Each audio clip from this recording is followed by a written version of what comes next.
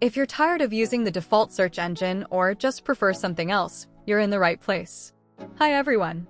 Today, I'm going to show you how you can remove a search engine and set your preferred default search engine in the Chrome web browser.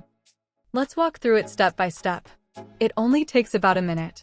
Click the 3 vertical dots in the top right corner of your Chrome browser. From the drop-down menu, select Settings. On the left-hand side, click on Search Engine.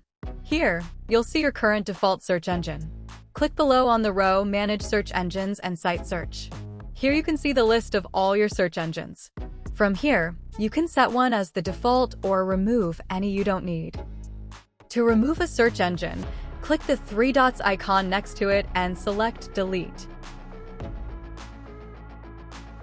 A confirmation message will appear. Click the blue Delete button to confirm.